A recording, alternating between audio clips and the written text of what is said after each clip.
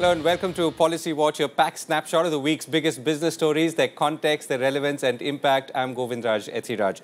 Crop damage across the country. Rabi crop about 10.67 million hectares has been damaged. The big questions that are being asked is, what does this mean? Not just for the farmers whose lives are affected, but also much more fundamental questions about farm income and whether we need some larger solutions to address this problem of exposing or having exposed a large amount of the population to the vagaries of agriculture. I'm joined to discuss this by Sunil Kumar Sinha, Principal Economist at India Ratings and Research, and Dr. Arvind Veermani, former Chief Economic Advisor at the Ministry of Finance. Gentlemen, thank you very much for joining us. Dr. Veermani, let me begin with you. First of all, let's understand the nature of the problem and how bad it is, right? So the revised figures are now saying that 10.67 million hectares of Rabi crop, which is the winter crop, have been damaged. The figure is lower than what was estimated earlier at 18 million, but it's still bad. And this is something that has hit us at a time and place which was least expected. So, one of the things the Indian bureaucracy did well or does well, I hope still, is to deal with disasters, actually. And agriculture, as you just pointed out, we had this periodically problems. So, I'm reasonably confident that they'll manage that situation reasonably well. Now, what are the kind of implications? The usual thing, earlier the Rabi crop used to be a very small fraction of the total crop, but it has grown over time. So it's become more important in that sense. Right. Yeah, but 61 otherwise, million I would have hectares. said, well, it's not going to make much a difference. But so where is it making a difference? One we've already seen is in terms of short term, which is vegetable prices. But those are basically the short term. We see a blip, but it has potential implications for inflation, as we know. The second part, of course, is we always used to look at the cereal part of it, which actually was seen as a diversification, that more and more of the cereal crop was Rabi compared to Kharif, which is the monsoon crop, and that was seen as a diversification. So again, if we look at it in that context, it is diversified, and of course we have the cereal stock. So I'm not that concerned because we've built up excess stocks. So by and large, I'm an optimist, but of course there will be impact on growth and inflation. Right. So we'll come to that. Rakesh, what's your assessment of what has happened because of this? Well, if one looks for instance, on the human side, it's quite drastic because we're seeing farmer suicides jump up in so many states, perhaps, which was not the case earlier, at least in numbers.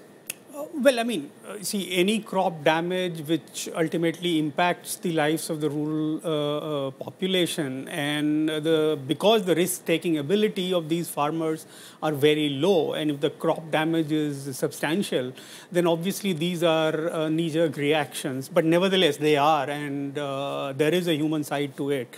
So obviously one has to be sensitive to these issues, and one will have to deal with them at a slightly different level. But so far as crop is concerned, even though Rabi is almost, in terms of output, very close to what used to be the Kharif output.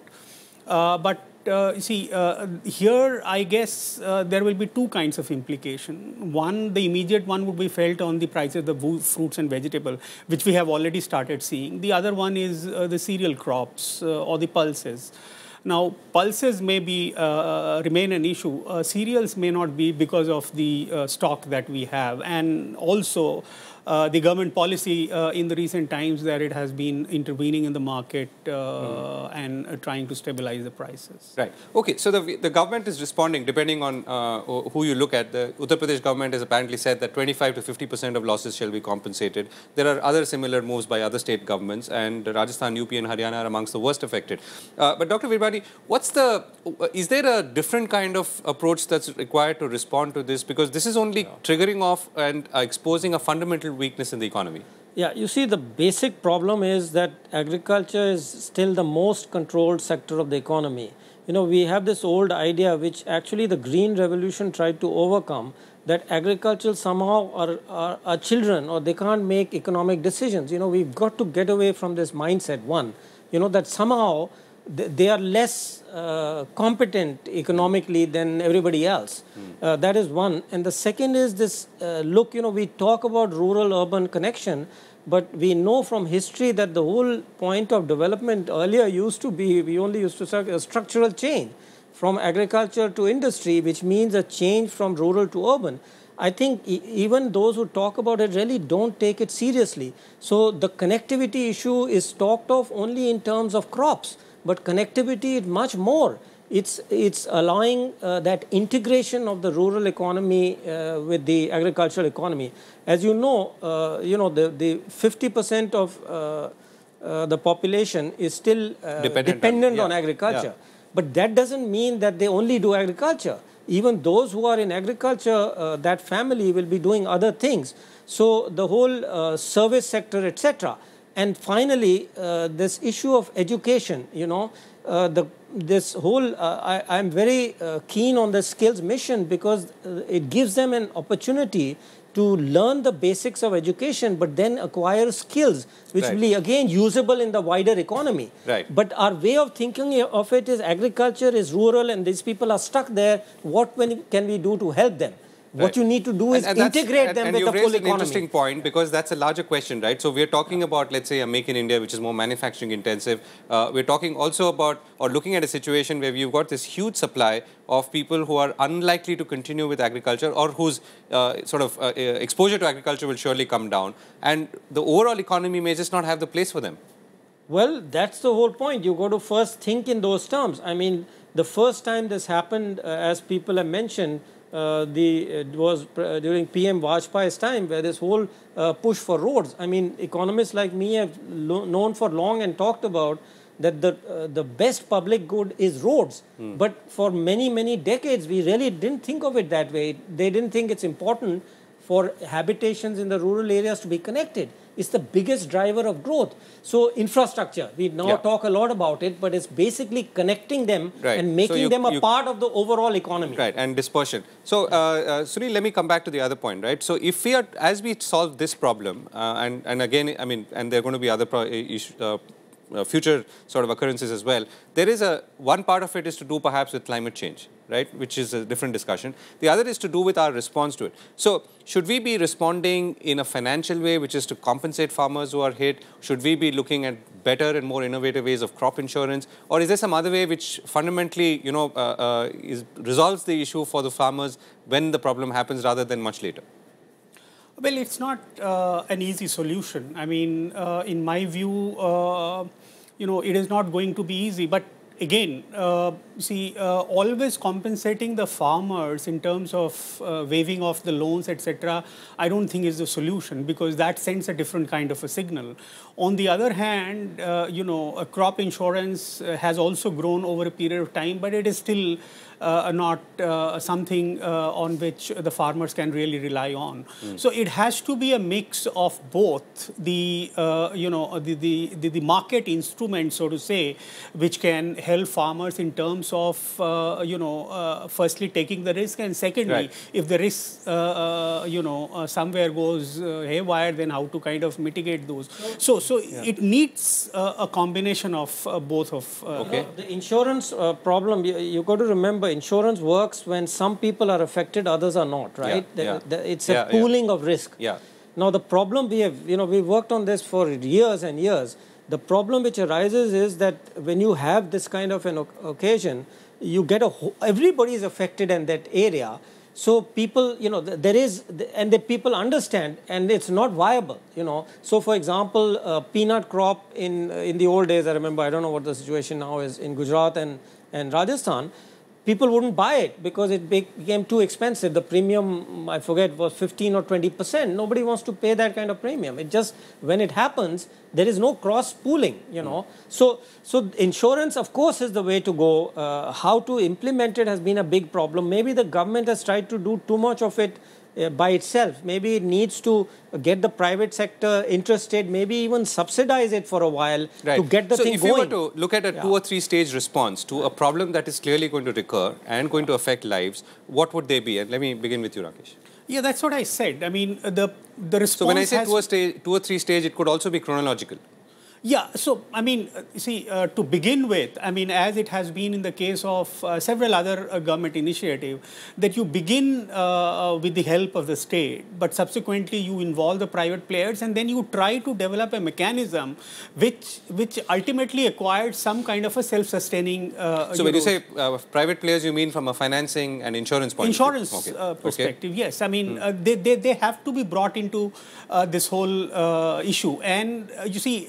If you send a signal that every time there is a crop loss, there will be a farm loan waiver or government will pay out the doles. I mean, then the risk taking or risk solution mechanism on the part of the farmers would not develop. By this, I'm not saying that they don't need support. They do need, but some mix of it has to be evolved so that some bit is borne by the government, some bit is borne by the farmers. Right. Then only there will be a response which is going to be viable. Right. So, Dr. Virmani, the same question, and let me add another one to that. Is there the urgency that you need or we ought to be looking at in this area? Yeah. So, the part we haven't discussed so far is the policies. The policy structure, as I mentioned, I think that agriculture is the most heavily controlled area. We need to start decontrolling. We've had this argument for ages that livelihood depends, etc., etc. But at some point, you have to start the change. And I made this very clear to the PM and FM 10 years ago, my last year in government, that you got to start the process. So there is this whole import-export policy, which was very random and arbitrary, I saw from inside, which didn't ever benefit the farmers, though everything we do is in the interest of farmers. There is the whole question of reforming the subsidy system to go from what we call subsidies to transfers, because the former are distorting. The third part of it is the states. So you'll recall in the budget there is a statement that the Niti Aayog will get everybody together.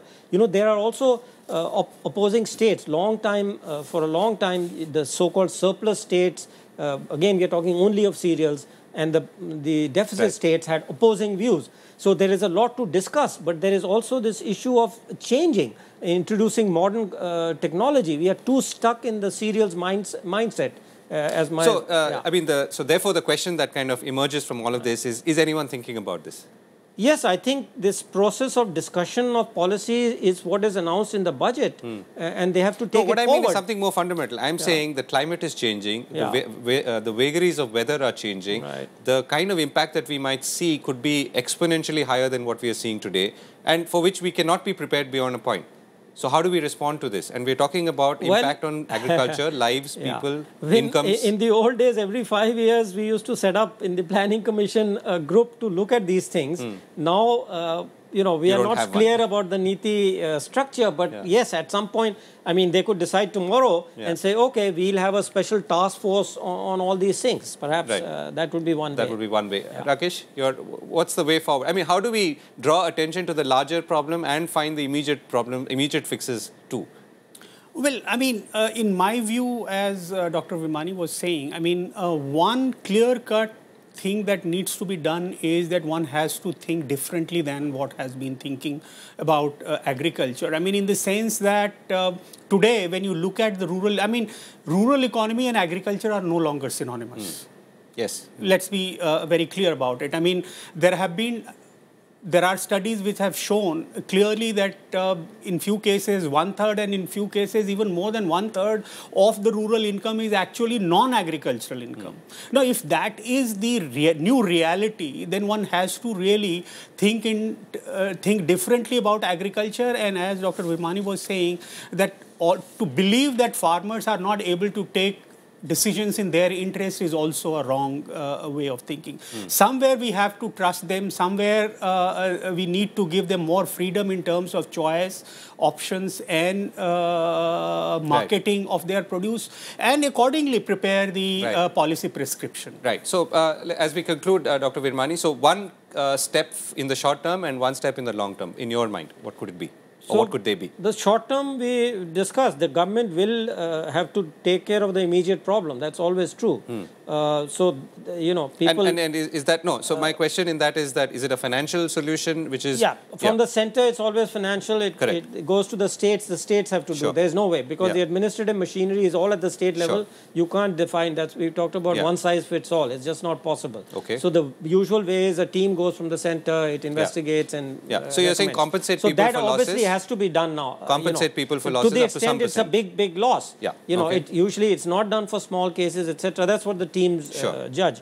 And the second part is the reform process. We must not keep treating agriculture as if it's like an egg, you know, which is going to break. It is not going to break. For 50 years we made that argument. We've refused to proceed forward. We talked about the same old solution. I often mention this report of the committee. It is this big. It lists all the problems and the old conventional ways of solving it. And we keep talking about the same thing. So we need to have a different approach. And as we kind of discussed, perhaps one way is, maybe we are right for setting up a new task force, which now, given all the changes, may have a different approach. And which looks at the future and is sort of future-proofs this larger challenge that we have. We've run out of time. Thank you very much, Dr. Veermani and Rakesh, for joining us. We're going to a break. On the other side, we're going to look at the new Goods and Services Tax Committee that's coming into place, and things seem to be moving. We find out how much with Amit Bhagat, Partner Indirect Tax at PwC. Stay with us. Welcome back to Policy Watch. Kerala Finance Minister K.M. Mani has taken over as the chairman of the Empowered Committee of State Finance Ministers on Goods and Service Tax. That's another step in the forward direction when it comes to GST. The big question now is, are things falling into place? If not, what else needs to be done? To discuss that, I'm joined by Amit Bhagat, Partner Indirect Tax at PwC. Amit, thank you very much for joining us.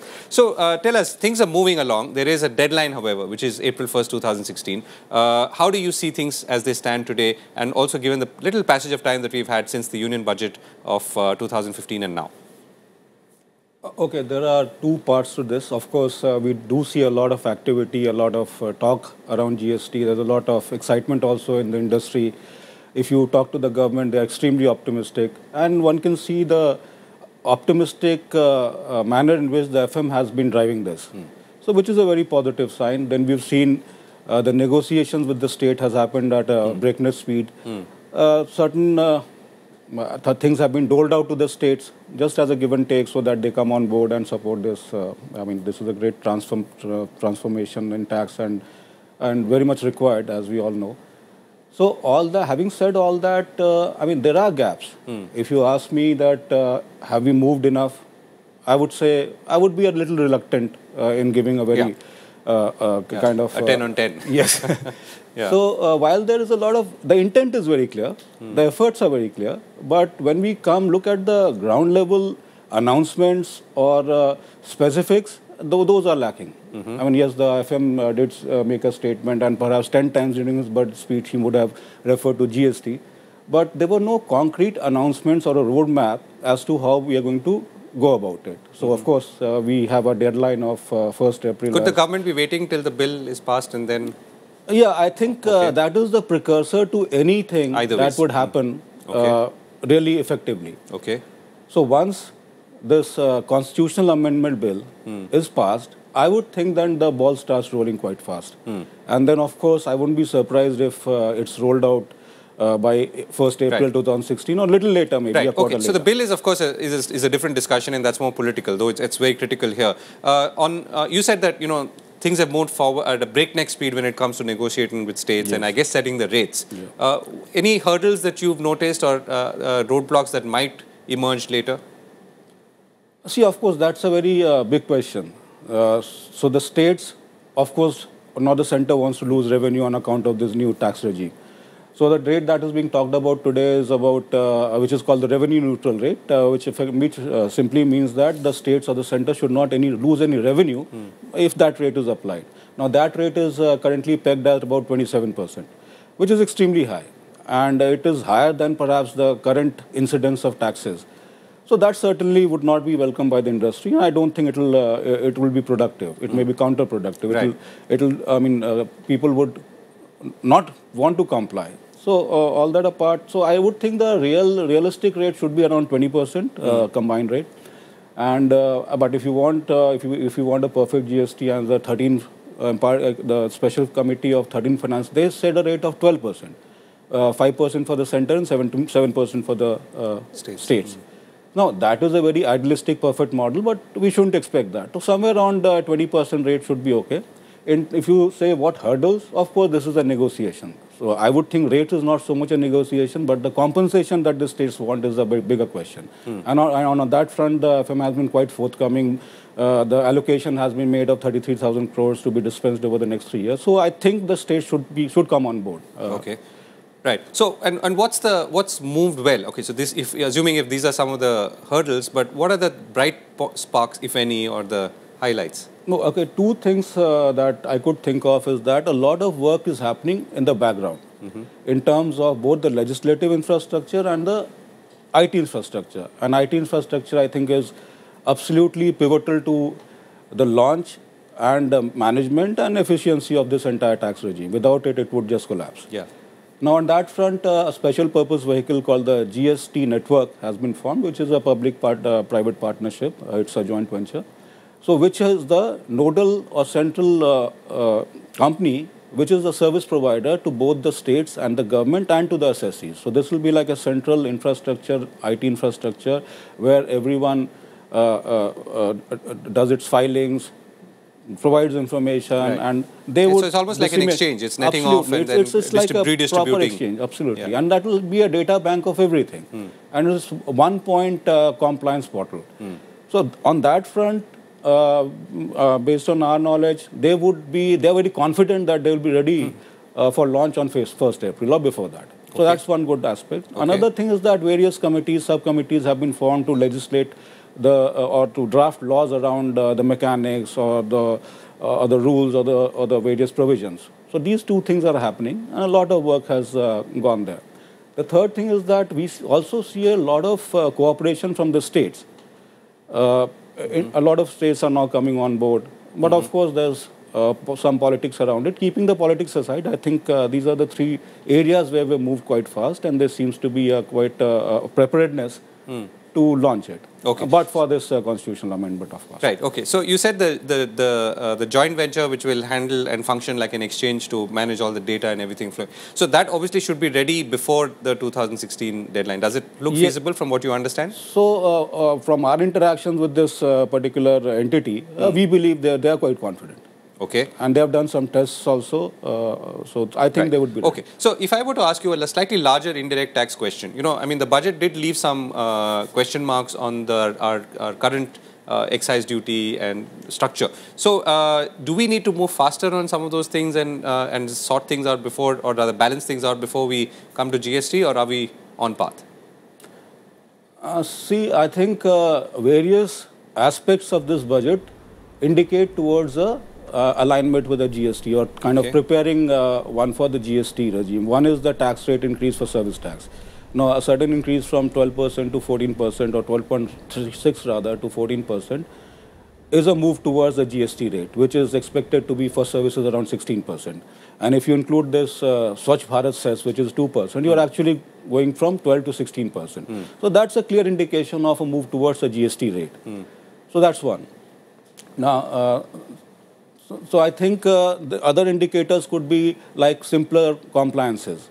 So there are various small measures, but it shows that the government is trying to achieve the objective of GST. So you're saying simpler compliance. You're getting a sense that the tax regime is... I think it's not something very radical, but some minor indicators here and there. But at least it shows. So you're saying from the thought approach and intent point of view, the government is moving towards a simpler indirect tax regime in general, and obviously a GST regime, assuming many other things were to... But to expect too much from the budget vis-a-vis the GST or budgetary changes, I don't think that's possible. Sure. Because it's a completely different tax regime. Here you have multiple taxes, multiple agencies. GST is a one tax and one national tax concept. So I don't think budgets would have too many indicators in terms of GST. Right. Amit, we've run out of time. Thank you so much for joining us today. Well, we also, a little while ago, I spoke to the principal economist of the Asian Development Bank, Dr. Govindraj Wan, and I asked him about India's infrastructure deficit. And he had some very interesting answers. He doesn't think India's infrastructure deficit is something to be worried about, but there are other issues that we should be also focusing on. Hear this interview. Hello and welcome. I'm joined by Dr. Govindraj, Principal Economist at the Asian Development Bank. Dr. Govindraj, thank you very much for speaking with us. So we're looking at an interesting economic situation in Asia, particularly China, which was growing in double digits for many decades, has now slowed down to about 7.4 and is likely to go further to 7.2%. Now, what does this mean for Asia in general, if it does, and what does this mean for China itself, and also to what extent is this a conscious attempt at throttling growth and focusing on environment and bringing about greater balance?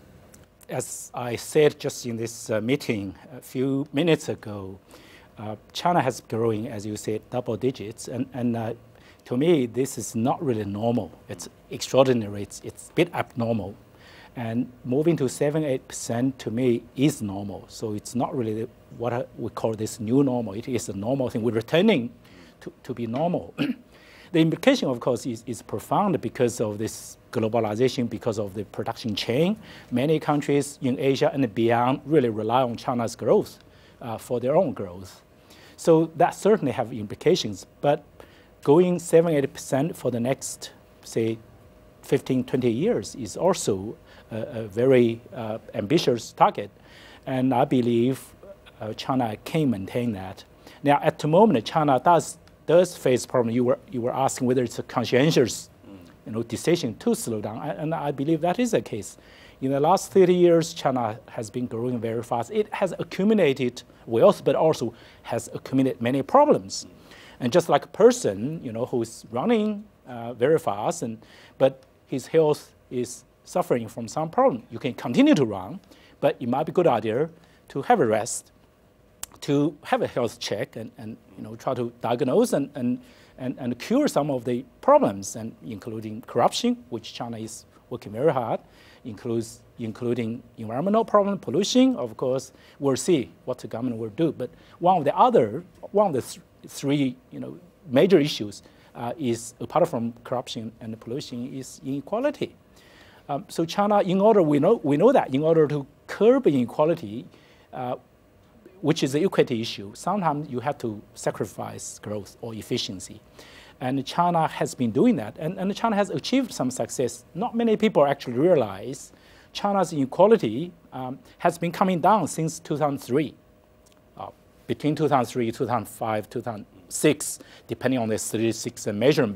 But in any case, I think it's confirmed inequality has been coming down. And that has a lot of implications for China's growth, which of course will have implications for other countries. If they can solve the inequality problem in China, China will continue to grow and will make the growth sustainable. And that, of course, will have implications for this region and those countries out of the region. Well, that's all we have time for on Policy Watch this week. We'll be back next week, same time. Thanks for watching.